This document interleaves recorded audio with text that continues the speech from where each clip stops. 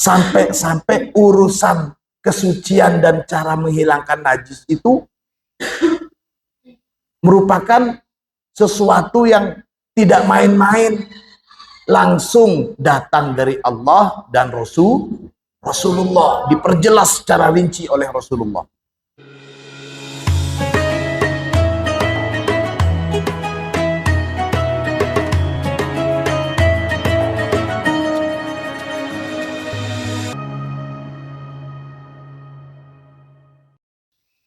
Anak-anakku sekalian, genap pengasuh kamar, satiri senior, rahimahullah. Pada kesempatan pagi ini kita meneruskan pengajian kita, di mana kita sudah sampai pada 3 permasalahan dari tata cara mensucikan najis. Ingat, perlu digarisbawahi, mensucikan najis. Kita tahu najis dan cara mensucikannya itu langsung dari Allah dan Rasulullah. Kita masuk permasalahan yang keempat. Al-mas'alatu ar-rabi'atu. Betul itu ya? Di sini ditegaskan, izalatun najasati, adapun menghilangkan najis, amrun tauqifiyun, ialah perkara yang tauqifi. Tauqifi itu istilah juga.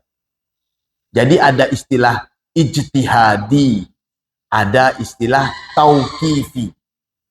Kalau ijtihadi itu hasil ijtihad, dan yang berhak untuk melakukan ijtihad juga bukan orang sembarangan yang sudah diakui kealimannya, menguasai bidang-bidang ilmu tertentu yang memang bisa menguatkan hasil ijtihad. Jadi tidak sembarangan ijtihad itu. Perkara yang didapat dari hasil ijtihad namanya amrun ijtihadiyun. Nah, sekarang ada amrun tauqifi. Tauqifi itu tentu lebih tinggi daripada hasil ijtihad. Tauqifi itu maksudnya langsung dari syari'. Dalam hal ini Allah dan Rasulullah. Membersihkan najis itu termasuk amrun tauqifi. Cara mensucikan najis itu bukan hasil ijtihad. Tolong perhatikan. Maaf, kalau seperti Al-Quran sudah dibukukan sebagaimana kita pegang, Al-Quran itu contoh dari amrun ijtihadi. Zaman Rasulullah gak ada Al-Quran dibukukan seperti itu, dan gak ada perintah langsung dari Rasulullah untuk membukukan. Tidak ada perintah langsung dari Allah untuk membukukan firman-firman Allah yang menjadi wahyu Rasulullah. Tapi itu hasil ijtihad para sahabat di masa Abu Bakar As-Siddiq dengan usulan dari beberapa sahabat. Nah, itu amrun ijtihadi. Amrun tauqifi itu langsung dari Allah. Jadi bukan hasil rekayasa, bukan hasil ijtihadnya para ulama. Cara menghilangkan najis. Jadi ini menjadi satu keistimewaan. Sampai-sampai urusan kesucian dan cara menghilangkan najis itu merupakan sesuatu yang tidak main-main, langsung datang dari Allah dan Rasulullah, diperjelas secara rinci oleh Rasulullah. Ini yang dimaksud amrun tauqifi. Mauqufun ala syari'. Menghilangkan najis itu amrun mauqufun ala syari'. Langsung ditegaskan dan dijelaskan secara syariat. tidak mengada-ada, bukan hasil kreasi atau ijtihad para sahabat atau para ulama. Ajarannya langsung dari Rasulullah. Bahkan sampai perkara-perkara yang mungkin sepintas nampak tabu. Tapi banyak hadis-hadis dari Sayyidah Aisyah yang menjelaskan hal tersebut. Hal-hal yang mungkin kalau sepintas kita dengar, ada semacam kelucuan sambil lalu kita nampaknya agak tabu sepintas. Tapi karena ini berkaitan dengan ilmu pengetahuan, berkaitan dengan ilmu yang langsung datang secara syariat, maka kita harus mengetahui.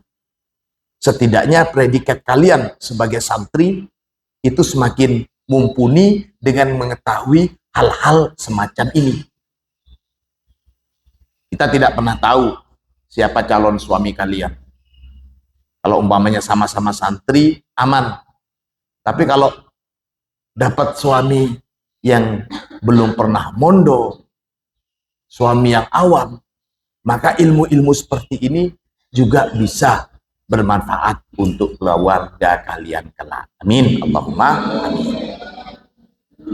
Fakullu najasatin minan najasati laha tariqatun makhsusatun li izalatiha.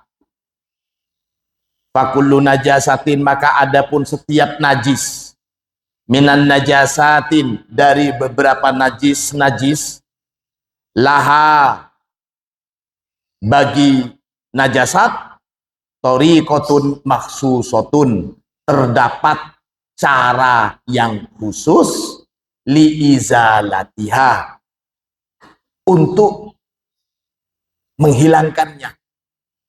Jadi enggak semua najis itu sama cara menghilangkannya.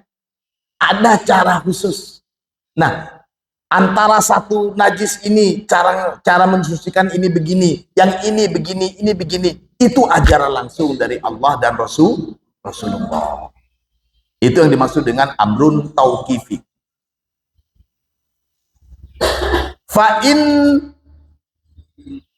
Fa'in warada asyar'u biwujubi izalatiha bil ma'il mutlaq ta'ayyanal ma'u. Fa'in waroda, maka jika waroda, saya maknain di sini waroda menjelaskan asyar'u, apa syariat, menjelaskan biwujubi izalatiha, menjelaskan pada kewajiban cara menghilangkan najis, bil ma'il mutlaki, dengan air mutlak. Kita sudah tahu maksudnya air mutlak di sini. Ta'ayyanal ma'u, ta'ayyana, maka tertentu, al ma'u, apa airnya. Ada air tohur, ada air tohir, ada air mutlak, ada juga yang bukan air mutlak. Sama-sama suci. Tapi umpama disyaratkan cara mencucinya harus pakai air mutlak. Selain air mutlak tidak boleh, tidak bisa ditawar-tawar. Air ini suci, tapi nggak bisa mensucikan dengan air ini. Padahal ini kan sudah jelas suci. Kemudian kandungannya gula, sama apa lagi? Jahe, nggak najis. Kemudian di sini umpamanya ada najis. Kenapa kok nggak bisa pakai air ini? Kalau masih ada air mutlak. Jadi air mutlaknya di sini tidak bisa ditawar-tawar lagi. Mengenai cara mendapatkan air mutlak, nah itu mungkin hasil kreasi. Kalau dulu mungkin dengan cara menggali sumur, sekarang makin canggih, sudah bisa, nggak usah jauh-jauh lagi cari air mutlak di pet terdekat, itu sudah air mutlak, sumber. Nah, ini air mutlak. Itu kreasi. Tapi airnya tetap nggak bisa ditawar-tawar. Pakai air mutlak. Jeding, bak mandi kalian. Kalian tahu, oh ini termasuk air mutlak atau bukan, sudah tahu kita. Dan itu diajarkan. Maka di sini contohnya fa'in warada syar'u biwujubi izalatiha bil ma'il mutlak ta'ayyanal ma'u wa in warada bi ghairi dalik wa in warada, dan jika warada menjelaskan apa syariat bi ghairi dalik dengan selain itu, artinya cara mensucikannya bukan dengan air mutlak. Kafarkil mani, seperti menggosok mani umpamanya.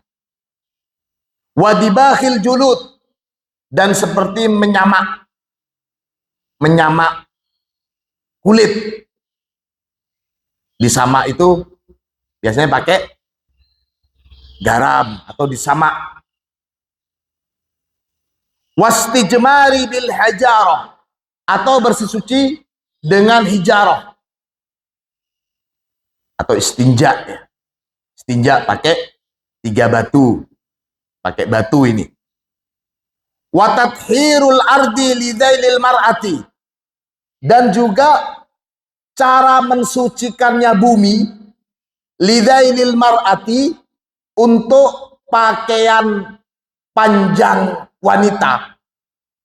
Kemarin ada kisah, jadi bagaimana seorang wanita pakaiannya sampai menyapu tanah. Terus di tanah di sana itu ada apanya?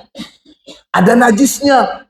Berarti kan najis. Oh enggak, dia kata Rasulullah di sana najis. Kemudian terus jalan ke sana, najis dari tempat itu akan disucikan dengan tanah seterusnya. Paham maksud saya? Kita akan kemana jalan. Jadi nggak harus dibersihkan dengan air. Ini riwayat hadis kemarin begitu. Lu kamu bajunya berkeleberan di tempat itu najis lu. Oh iya di situ najis, tapi kan yang najis di sana saja. Baju saya berkeleberan bukan cuma di sana saja, tapi terus ke tempat sana. Suci kenajisan di sini tersucikan dengan tanah-tanah setelahnya. Paham ya maksud saya gitu? Ini wahaqqal hida fil ardi, atau mungkin sepatu atau sandal kita terkena najis di bumi. Kemudian mau sholat, itu sistem masjid yang dulu, udah seperti sekarang. Kalau sekarang pasti dibuka sandalnya. Kalau dulu nggak ada namanya sandal ditaruh di luar masjid, kemudian masuk masjid apa saja. Tetap ada sahabat yang bahkan sholatnya itu dengan sandalnya. Nah, bagaimana caranya sebelum masuk masjid? Ya di wahaqqal hida, digini ini loh, apa namanya? Atas sepatu bagian bawahnya itu, fil ardi, atau di esek-esek itu loh. Ya, dikesek-kesek di fil ardi, di bumi. Karena dalika, ya begitu itu cara pensuciannya. Jadi cara mensucikan najis ada yang dengan ma'ul mutlak, atau najis itu bisa suci dengan cara disamak,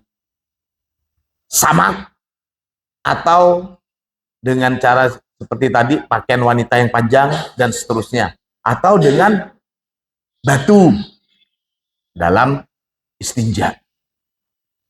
Nah, itu sudah suci.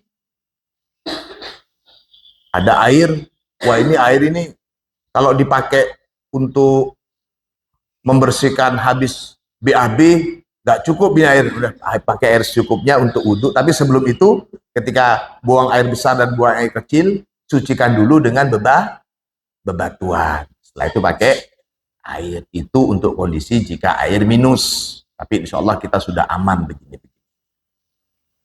Itu karena dalika, ya begitu itu cara mensucikan. Wa illam yarid fihi syai'un, wa illam yarid fihi, namun jika lam yarid belum menjelaskan apa syariat fihi di dalam satu perkara najis,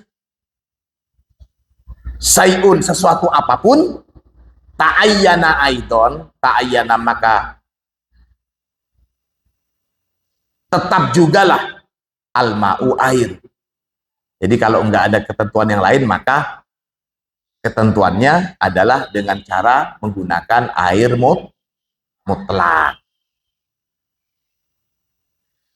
Ini ada riwayat an Ummi Salamah radhiyallahu anha qalat. Dari Ummi Salamah radhiyallahu anha, dia berkata, qultu, aku bertanya, ya Rasulullah, wahai Rasulullah,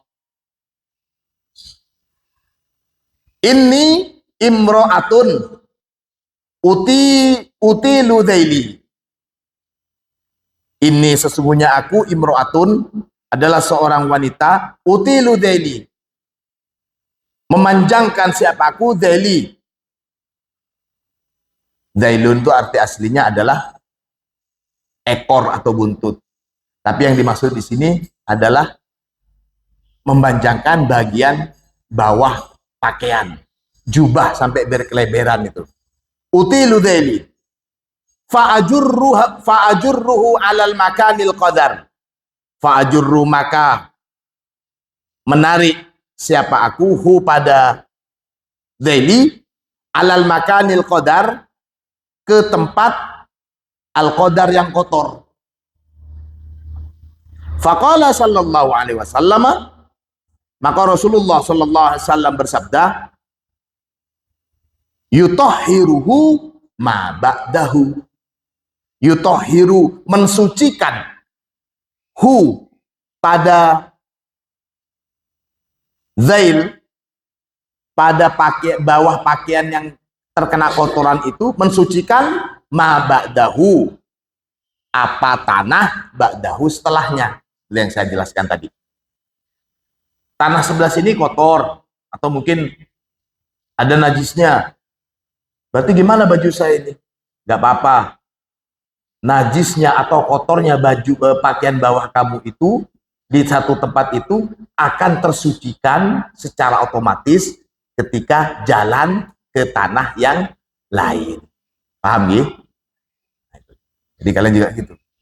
Ini luas sekali. Ini langsung dari Rasulullah yang menjelaskan seperti ini. Jadi kalian ada ibu-ibu mau apa? Roknya panjang sampai nyapu bumi. Terus kalian ibu ini datang ke musola. Bagi Bu, maaf Bu, sana najis Bu. Ibu tadi pakaiannya kita sudah tahu hukumnya, di sana najis, tapi setelahnya kan enggak. Itu sudah secara otomatis tersucikan. Paham lagi? Ini penting loh ini rawan ini. Rawahu Abu Daud wa Tirmidzi wa Ibnu Majah. Fihi al-afu an dalil mar'ah. Fihi, di dalam hadis ini, al-afu, ada pelajaran ma'fu, ada kemakfuan, andailil mar'ah, kemakfuan untuk pakaian bawah seorang wanita, tusibuhu al-qaduratu, tusibu yang mengenai, hu pada zail, al-qaduratu, apa kotoran-kotoran, najis-najis. Kami khotin, seperti kotoran-kotoran seperti ingus, wa ghairihi, dan sejenisnya. Wan najasati, dan seperti najis-najis, al-yabisati, yang kering. Amma idza tahaqqaqat isabatuhu binajasatin radbatin, namun jika tahaqqaqat, pasti, isobatuhu, apa mengenainya pada del itu, binajasatin rodbatin, dengan najis yang basah, wajaba alaiha, wajaba maka wajib, alaiha atas mar'ah, ghusluhu, apa mencuci bagian bawah yang terkena najis basah itu bil ma'it tohur, dengan air yang suci dan mensucikan. Lu di sana tuh kencingnya anak-anak masih basah. Dari sana mungkin suci, tapi kalian lihat ini basahnya bagian bawah ibu ini bukan basah apa, ini basahnya kencing. Nah, kalau sudah tahakkok seperti itu, maka tidak ada makfu lagi, harus dibersihkan di tempat yang terkena najis itu dari bajunya. Ini yang dibicarakan ketika hal-hal yang kering, di tempat-tempat yang kering. Dan najisnya juga kering. Riwayat lain, an Abi Sa'id Al-Khudri radhiyallahu an. Dari sahabat Abu Sa'id Al-Khudri, semoga Allah meridai. Qala, dia berkata, qala Rasulullah sallallahu alaihi wasallam, Rasulullah bersabda, idza jaa ahadukum ilal masjidi, idza jaa, jika jaa datang, ahadukum, siapa salah satu dari kalian datang, ilal masjidi, ke masjid, fal yandur, maka hendaklah melihat, siapa ahadun, fa idza ra'a fi na'laihi qadaran, fa idza ra'a, maka jika ra'a, melihat siapa ahad, fi na'laihi, di kedua sandalnya, melihat qadiran, ada juga ulama yang bilang qadaron, melihat pada kotoran, au ada, ayat kotoran, fal yamsah, maka hendaklah mengusap atau menghapus siapa ahad hu, pada qadar atau ada, wal yusalli fihima, wal yusalli, dan bolehlah sholat fihima, dengan keduanya. Artinya boleh menggunakan sandal itu sebagai alat sholat. Gak ada dulu sejadah, itu gak ada. Jadi boleh dipakai sholat, tapi dicek dulu. Mau sholat, lihat dulu. Kalau mau masuk masjid, lihat dulu sandalnya kotor apa enggak. Kalau kelihatan kotor, bersihkan dulu. Setelah itu dipakai dan boleh digunakan untuk sholat. Rawahu Abu Daud bisanadin sahihin. Fihi, di dalam hadis ini, al-afu anil qadurati, terdapat toleransi atau pemaafan, kemakfuan, anil qadurati, dari kotoran-kotoran, wan najasatil yabisati, dan najis-najis yang kering, tusibunna lah, yang mengenai sandal atau yang kena ke sandal. Amma idza tahaqqaqa isabatuhu binajasatin radbatin, adapun jika tahaqqaqa, telah pasti, isabatuhu, apa mengenainya pada sandal, binajasatin radbatin, dengan najis yang basah, wajaba ghusluhu in aradas sholah fihi, wajaba, maka wajib, ghusluhu, apa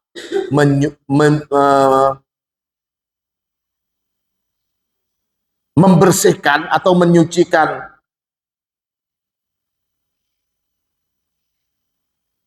sandal itu, in aroda sholah, jika aroda menghendaki siapa ahad as-sholata, pada sholat, fihi, dengan pakai sandal. Kalau mau tetap pakai sandal itu, dibersihkan dulu sandalnya.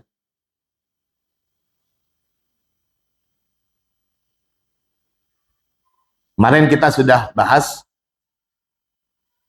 kalau umpamanya tidak memungkinkan membersihkan sandal, dan kita ingin tidak pakai sandal ini, tapi tidak mungkin seperti kita di perjalanan umpamanya. cara untuk dinisbatkan tidak pakai sandal adalah dengan cara melepas jari kaki kita dari ikatan sandal dan kaki kita berada di atasnya sandal tanpa kalau sandal jepit tanpa menjepit atau sepatu dibuka. Jadi itu nisbatan kita tidak pakai sandal atau tidak pakai sepatu, mengangkat sandal kita dan berada di atasnya sandal atau sepatu. Itu ulama menyebut itu tidak dinisbatkan tidak pakai sandal atau sepatu. Pun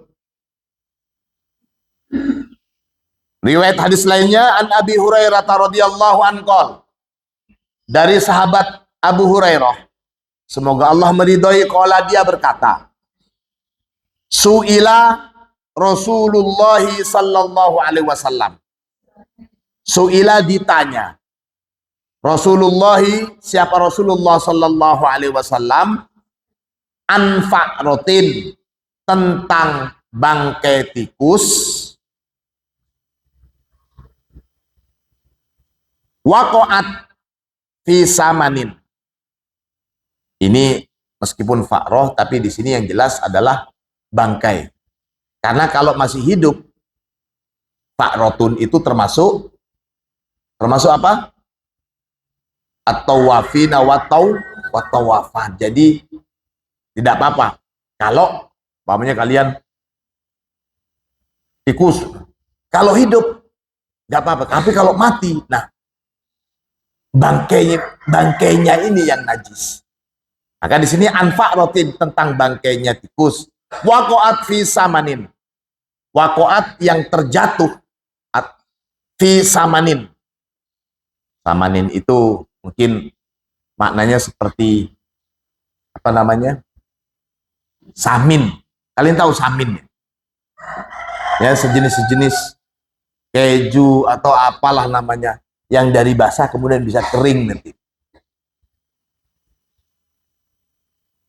Famatat maka mati. Apa fa'roh? Ya, di sini bangkainya tikus. Faqala maka menjawab siapa Nabi?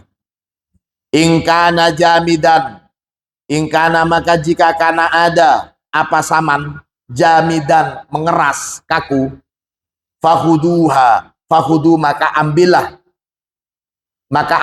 oleh kalian pada fa'roh, bangkainya tikus itu diambil, wa mahaulaha, dan apa-apa yang di sekitarnya bangkai tikus itu, umpamanya di samin, bangkainya diambil, kemudian samin di sekitaran tempat bangkai tikus itu dibersihkan. Summa kulu ma bakia, summa kemudian kulu makanlah oleh kalian ma apa-apa bakia yang tersisa.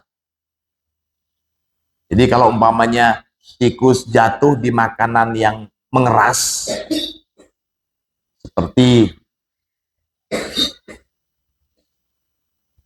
nasi, ada apa talam, panci nasi, tikus jatuh kemudian mati di sana, ambil tikusnya, kemudian di sekitaran tempat tikus itu diambil, dibuang. Sementara yang lainnya boleh dimakan, artinya suci. Tapi kalau umpamanya tikusnya itu jatuh ke bubur. Nah, di sini bubur itu bukan jamit. Sini. Wa ingkana ma'ian fala ta'kulu. Wa ingkana maka jika kana ada apa samin, ma'ian. Ma'ian itu masih lembek, masih cair. Fala ta'kulu. Maka janganlah ta'kulu memakan siapa kalian pada samin. Bubur itu bukan jamit. Bubur itu encer. Maiun itu encer. Enggak boleh. Sudah bikin panci bikin bubur, siap bubur ayam atau bakso, satu panci sudah mau dibagi-bagikan, tak taunya tikus jatuh. Jatuh enggak ketahuan sampai mati. Setelah mati mengambanglah tikus itu. Nah, Udah berarti bukan rezekinya, ya. Ya untung kalau baksonya cuma semangkok, isinya cuma 5.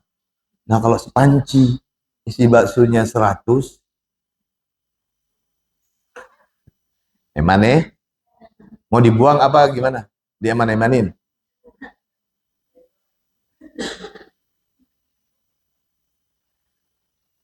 Itu.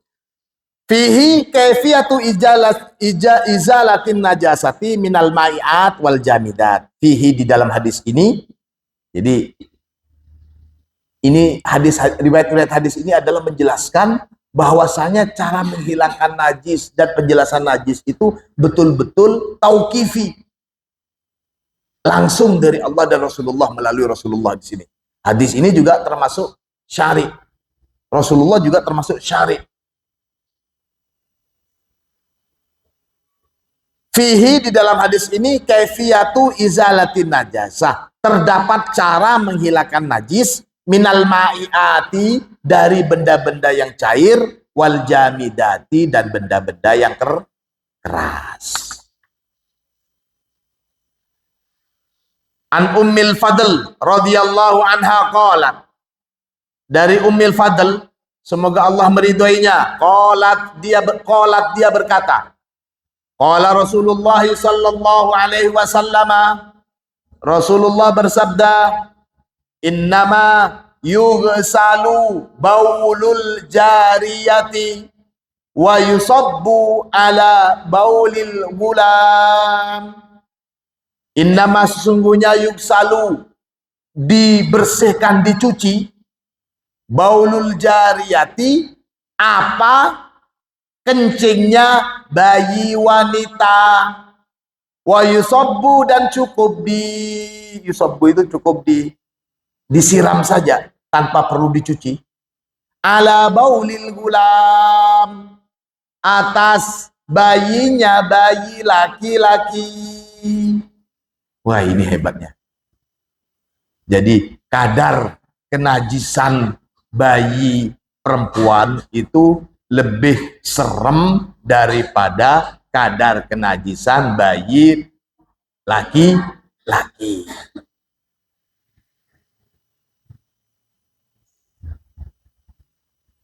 Rawahu Ahmad wa Ibnu Khuzaimah wa Ibnu Hibban wa Tabarani wa Abu Dawud wa Ibnu Majah wal Hakim bi sanadin sahih. Wasabbu huwa an-nadahu. Asabbu itu apa maksudnya? An-nadahu. An-nadah itu memercikkan, warasu dan menyiram. Jadi ini kalau nggak ada pempes, jadi baju kita terkena kencing bayi yang masih bayi laki-laki, itu caranya beda untuk mensucikan. Nah hal-hal seperti ini juga tauqifi. Jadi dilihat, wah ini kencing siapa? Bayi. Probe anan.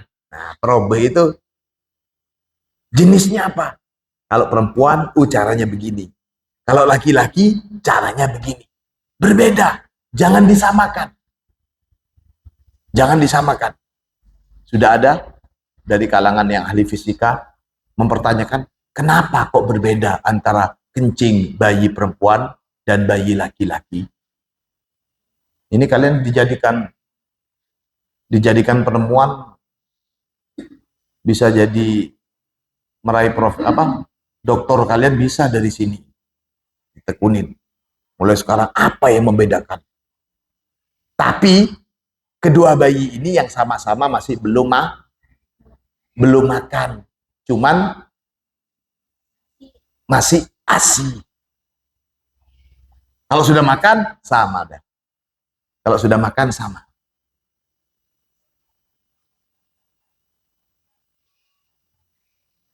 Ini wasabbu huwa an-nadahu warasu ala maudhi'il baul. Memercikkan dan menyiram ala maudhi'il baul, ke tempatnya kencing, hatta ya ummah, sampai merata.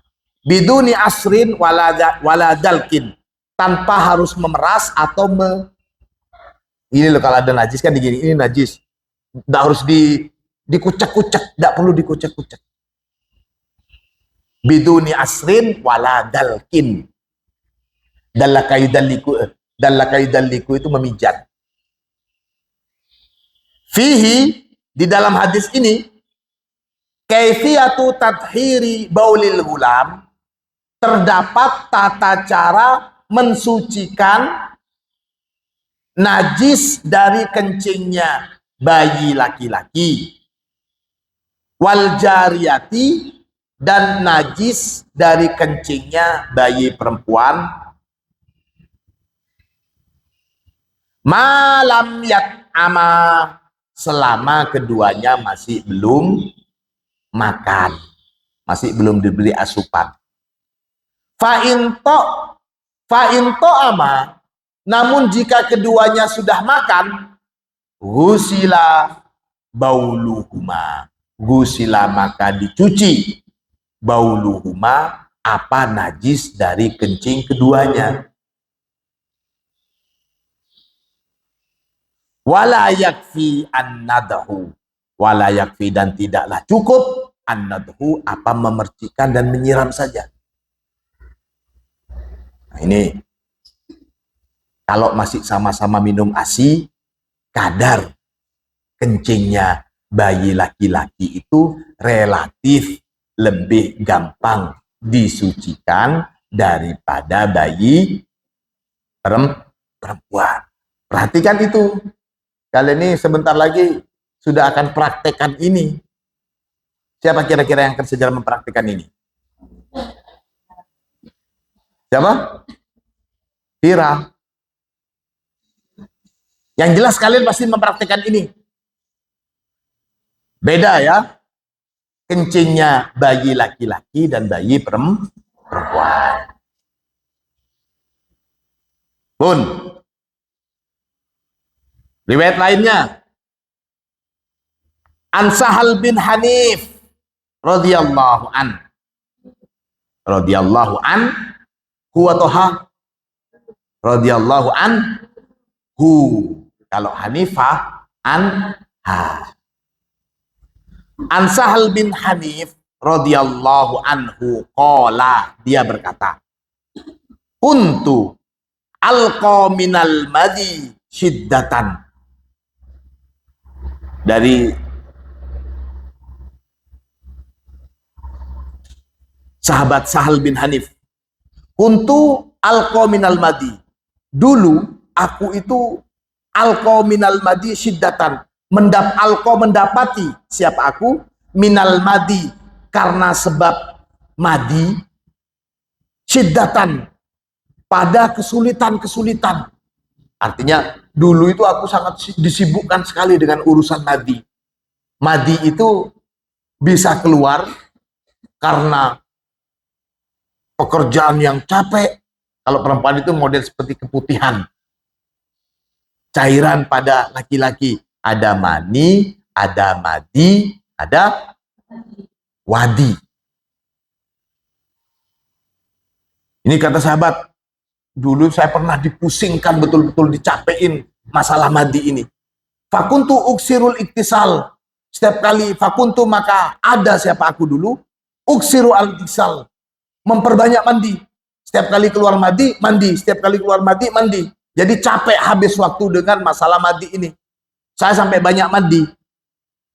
Uksiru al-iktisal minhu. Fasa'altu Rasulullah sallallahu alaihi wasallam andalika. Fasa'altu, maka bertanya siapa aku? Rasulullah, pada Rasulullah sallallahu alaihi wasallam, andalika, tentang masalah tersebut. Faqala, maka menjawab siapa Rasul? Innama yujzika minhu al-wudu. Innama, sesungguhnya, yujzika, cukuplah bagi kamu, minhu, dari madi, al-wudu, apa wudu. Jadi cukup wudu saja, ngapain mandi besar. Nah, hal-hal seperti ini, kalau madi cukup wudu, nggak perlu mandi besar. Kalau mani harus mandi besar. Hal-hal seperti ini kan tauqifi. Jadi sama sekali bukan rekayasa atau ijtihad para sahabat atau para ulama, bukan, itu langsung. syari. Ini contohnya. Innama yujzika minhu al-wudu. Fakultu. Kemudian aku tanya lagi. Kaifa bima yusibu saubi? Bagaimana dengan madi yusibu saubi yang kena ke bajuku ya Rasulullah? Mungkin kalau saya cukup wudu karena keluar madi. Lah terus kalau kena ke pakaian dalam saya, sarung saya, atau kena ke baju saya, gimana ya Rasulullah? Faqala, maka Rasulullah menjawab, yakfika anta hudakafan min ma'in fatamsahu biha min saubika. Yakfika, cukuplah bagi kamu anta huda, pada mengambil siapa kamu kafan, setelapak atau ya setelapak tangan. Cukuplah kamu mengambil setelapak tangan min ma'in, dari air. Fatamsahu, kemudian mengusap siapa kamu biha, dengan setelapak air setelapak tangan ini min saubika, dari baju kamu. Hai sutaro annahu asoba, di tempat di mana kamu melihat atau terkena madi. Di mana madinya cukup ambil air, tes lagi bersihkan dengan air tangan itu. Jadi nggak usah macam-macam caranya dengan dicuci ulang semuanya, tidak. Hal seperti ini kan dari Rasulullah langsung. Cara mensucikannya. Di mana terkena madinya, ambil air secukupnya, kemudian disiramkan di sana. Sudah selesai. Rawahu Ahmad wa Ibnu Majah wa Abu Daud wa Tirmidzi bi sanadin sahih. Fihi, di dalam hadis ini dalilun, terdapat dalil ala najasatil madi, atas kenajisannya madi, wa kaifiyatu tathhiri thawbi minhu, dan tata cara bagaimana mensucikan baju minhu, dari madi.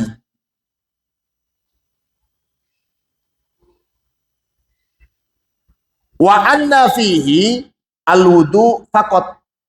Wa anna, dan bahwasanya fihi, di dalam pembahasan ini, di dalam keluarnya madi ini, al-wudu faqat, cukup dengan wudu tanpa harus mandi besar. Satu lagi, ini karena di sini tentang permasalahan apa tauqifi itu. Jadi semuanya nasnya, hadisnya jelas. An Ali karramallahu wajhah, dari sahabat Ali. Sahabat Ali ini, Sayyidina Ali termasuk juga siapa? Sepupunya Rasulullah, sekaligus menantunya Rasulullah. Suaminya siapa? Sayyidah Fatimah. Nah ini. An Ali karramallahu wajhah, dari sahabat Ali, dari Sayyidina Ali karramallahu wajhah, qala, dia berkata. Ini hadisnya Bukhari sahih. Kuntu rojulan maddaan. Dulu aku itu, katanya Sayyidina Ali, kuntu, ada siapa aku dulu, rojulan maddaan, ialah seorang laki-laki maddaan yang sering keluar madi. Sayyidina Ali sering keluar madi. Wa kuntu astahyi an as'alan nabi, dan aku tentulah malu kalau tanya langsung kepada Nabi. Lima kani ibnatihi, karena posisi putrinya dia itu, putrinya Nabi, maksudnya adalah istriku. Maksudnya, saya malulah tanya ke Nabi, karena saya ini adalah menantunya, saya ini adalah suaminya, anaknya Nabi. Masa tanya ke menantu, tanya ke mertua, Nabi, Bapak, Pak mertua, saya kok sering keluar madi ya. Nah, kan. Jadi itu maksudnya begitu. Kuntu rojulan madda'an wa kuntu astahyi an as'alan Nabi. Saya malu tanya ke Nabi, karena saya ini adalah menantunya, saya adalah suami istrinya, maaf, suami anaknya. Ngetes kalian tidur pada, ternyata enggak. Fa'amartu al-Miqdad, fa'amartu maka menyuruh siapa aku, al-Miqdad. Miqdad di sini Miqdad bin Aswad. Saya menyuruh Miqdad bin Aswad untuk tanya kepada Rasulullah. Bayangkan, hal-hal seperti ini, itu Rasulullah biasa ditanya oleh para sahabat. Kalau Sayyidina Ali ya karena menantunya mungkin malu, tapi nyuruh yang lain, tolong dong tanyakan ke Rasulullah. Apa? Saya sering keluar mandi. Menantunya Rasulullah nyuruh orang untuk tanya ke Rasulullah. Mungkin tanya, loh kok nggak tanya sendiri ya? Ah, malu, bahaya. Nah, itu bahasa kalian bahaya. Nyuruh Al-Miqdad bin Aswad. Maka tanyalah Miqdad bin Aswad, ya Rasulullah, entah tanyanya itu, ya Rasulullah, Sayyidina Ali begini-begini, atau mungkin dia pakai di sini, wallahu alam. Ada riwayat lain yang lebih jelas sekali lagi. Katanya memang menanyakan apa yang ditanyakan oleh Sayyidina Ali kepada Rasulullah. Fasa'ala maka bertanya siapa Miqdad kepada Rasulullah. Faqala maka menjawab siapa Rasul, yaghsilu dzakaraha, hendaklah dia mencuci itunya. Ini hadis ya, hadis langsung vulgar menyebut dzakaraha. Wa unsayaihi, dan cuci juga, kalian tahu testis, cuci zakarnya dan testisnya. Testis itu bahasa Jawanya itu peler. Dibersihkan juga bagian sananya. Wa yatawaddo, kemudian wudhulah. Paham ya? Bersihkan itunya dan anunya itunya, kemudian wudhulah. Rawahul Bukhari wa Ahmad wa Abu Daud. Wa fi riwayatin, di dalam riwayat hadis lain, qala Rasulullah bersabda, fihi al-wudu. Fihi, dalam urusan mandi, al-wudu, cukuplah dengan wudu. Wa fil manni al-ghuslu, dan dalam urusan mandi, artinya kalau keluar mandi, al-ghuslu, wajib mandi besar. Lebih vulgar lagi hadis berikutnya ini dari Sayyidah Aisyah. Bagaimana seterusnya kita teruskan besok. Mudah-mudahan ilmu kita bermanfaat. Al-Fatihah.